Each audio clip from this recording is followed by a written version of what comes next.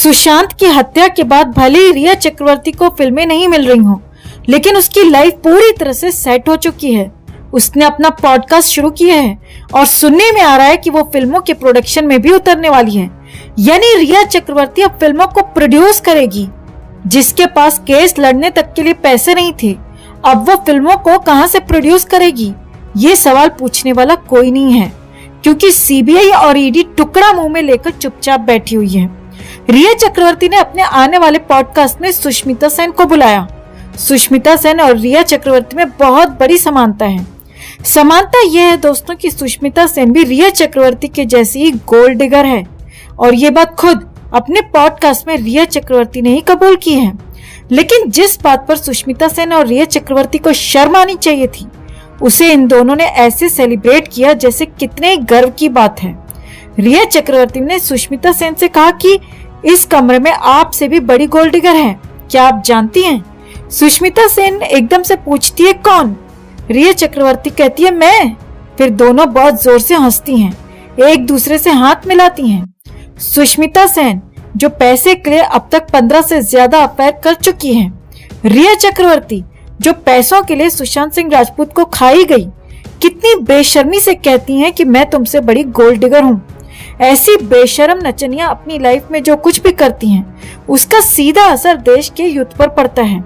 ये दोनों अगर आम इंसान होती और अपनी लाइफ में कुछ भी ऐसा वैसा करती तो शायद ही किसी को कोई फर्क पड़ता, लेकिन इन दोनों नचनियों को करोड़ों लोग फॉलो करते हैं। रिया चक्रवर्ती के पॉडकास्ट को भी लाखों लोगों ने देखा होगा, और उनमें से कितने ही दर्शक ऐसे होंगे जिनकी उम्र 12 साल से लेकर 18, 20, 21 साल तक होगी। ऐसे बच्चों की समझ बहुत ज्यादा नहीं होती और उन्हें नहीं पता होता कि जो चीज अच्छी तरह दिखाई जा रही है, जिसे अच्छा बताया जा रहा है, वास्तव में वो चीज अच्छी नहीं बल्कि घटिया है। रिया चक्रवर्ती ने कहा कि मैं तुमसे बड़ी गोल्ड डिगर हूँ। ये बात जिस तरह से कही इसने, ये अपने आप में शर्म की बात है। लाखों बच्चे इस बात से इंस्पायर होंगे कि पैसे के लिए रिश्ते बनाना बहुत अच्छी बात है। ये वही सुष्मिता सेन है जो पिछले साल पैसे लेकर ललित मोदी के बिस्तर पर भांगड़ा कर रही थी। तब सुष्मिता सेन ने एक बयान दिया था कि उसे अब हीरा मिल गया है और ये दोनों शादी करने वाले हैं। लेकिन कुछ ही हफ्तों के बाद दोनों का रिश्ता खत्म हो गया और सुष्मिता सेन अपने पुराने बॉयफ्रेंड रोमन शॉल के पास वापस आ गई थी। रोमन शॉल से सुष्मिता ने ब्रेकअप सिर्फ ललित मोदी के बिस्तर पर भांगड़ा करने के लिए ही किया था। 2-2.5 महीनों में करोड़ों रुपए छापे और वापस अपने पुराने बॉयफ्रेंड के पास वापस आ गई। ऐसे ही रिया चक्रवर्ती करने में लगी हुई है। सुशांत सिंह राजपूत को मारने के बाद बंटी सचदेव से होते हुए ज़ेरोधा ऐप के मालिक निखिल कामत के साथ अय्याशी की, और अब खबरें आ रही हैं कि उससे भी इसने रिश्ता तोड़ दिया है, क्योंकि रिया चक्रवर्ती के अफेयर नहीं होते, बल्कि इसके जो रिश्ते होते हैं वो कॉन्ट्रैक्ट के आधार पर होते हैं। आम लोगों में भले ही ऐसे रिश्ते ना बनते हों, लेकिन बॉलीवुड में कॉन्ट्रैक्ट के आधार पर रिलेशनशिप आम बात है। यहाँ पर पैसे देकर गर्लफ्रेंड बनाई जाती है।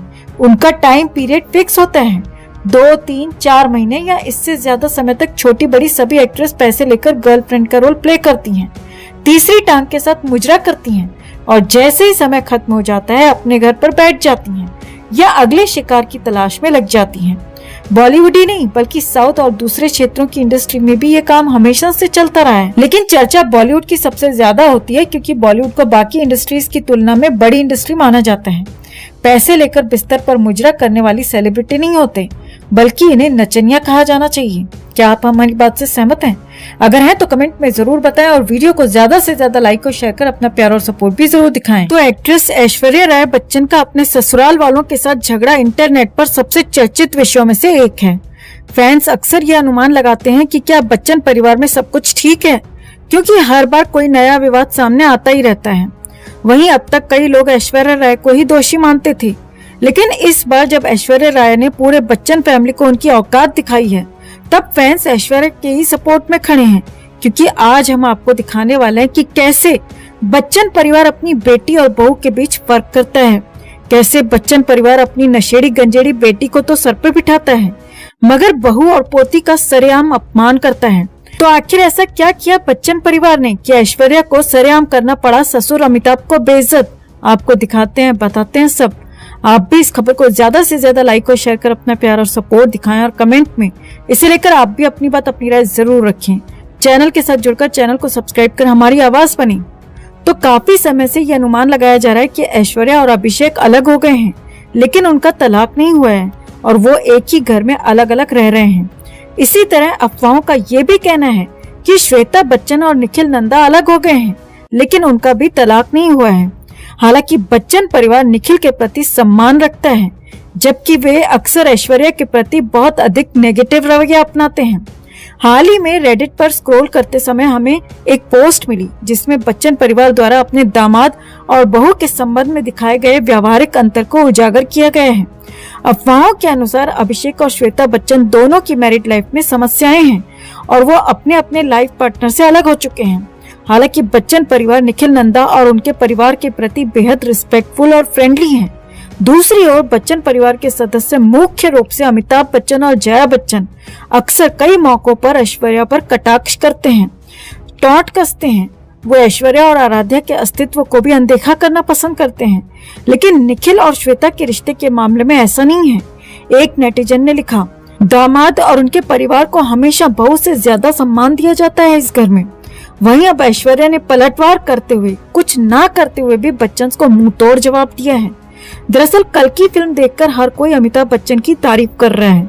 कई रिव्यूज में ये तक कहा गया कि अमिताभ बच्चन ओवरशाइन कर गए हैं प्रभास और दीपिका पादुकोण को। अश्वत्थामा का रोल उन्होंने इतना जबरदस्त निभाया है, तो एक तरह से पूरी दुनिया अमिताभ बच्चन की तारीफ कर रही है। उनके परिवार की भी अगर बात करें तो नाव्या ने भी अमिताभ बच्चन की फोटो शेयर की। अमिताभ बच्चन ने अभिषेक बच्चन के लिए कल की फिल्म की एक स्पेशल स्क्रीनिंग रखी। इस स्क्रीनिंग में अभिषेक बच्चन थे, उनकी पूरी टीम थी, लेकिन ऐश्वर्या मौजूद नहीं थी। और सोशल मीडिया पर अभिषेक की टीम की तरफ से ये भी शेयर किया गया कि वो पिता की इस फिल्म को देखकर कितने शॉक्ड थे और कितने खुश हुए अपने पापा का काम देखकर। अभिषेक सोशल मीडिया पर भी कल की फिल्म को लेकर चीजें शेयर करते ही रहे हैं। लेकिन बात करें ऐश्वर्या राय की, तो ऐश्वर्या राय ने कल की फिल्म को लेकर एक पोस्ट तक नहीं किया है। जहां एक तरफ दुनिया अमिताभ बच्चन के काम की तारीफ कर रही है, क्रिटिक्स, फैंस, हर जगह अमिताभ बच्चन का जिक्र हो रहा है, वहीं ऐश्वर्या राय ने इंस्टा पर एक पोस्ट तक नहीं डाली है अमिताभ बच्चन को लेकर या कल्कि को लेकर। अब सोशल मीडिया पर बस यही चर्चा चल रही है कि आखिर ऐश्वर्या ने कल्कि को लेकर कोई भी पोस्ट क्यों नहीं डाली। वहीं ऐश्वर्या के फैंस कह रहे हैं कि ऐश्वर्या ने जो किया वो बिल्कुल सही किया, क्योंकि अमिताभ बच्चन भी पिछले कुछ समय से कुछ ऐसी फिल्मों की तारीफ कर रहे हैं जिसमें थे ऐश्वर्या और अभिषेक दोनों, लेकिन तारीफ वो सिर्फ अपने बेटे अभिषेक की कर रहे हैं। जैसे कि उन्होंने हाल ही में मणिरत्नम की फिल्म रावण फिल्म की तारीफ की, तो उसमें उन्होंने सिर्फ और सिर्फ अपने बेटे अभिषेक के काम की तारीफ की।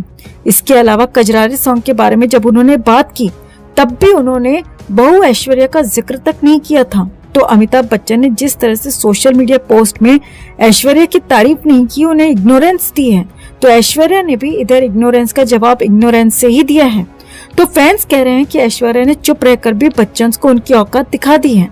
तो अब तक तो खबरें यहीं तक थी कि ऐश्वर्या की अपनी सास जया और ननद श्वेता से नहीं बनती है, लेकिन अब जिस तरह से ऐश्वर्या ने अमिताभ बच्चन की कल की फिल्म को लेकर इग्नोर किया है, उससे लगता है कि झगड़ा अब और आगे तक बढ़ चुका है।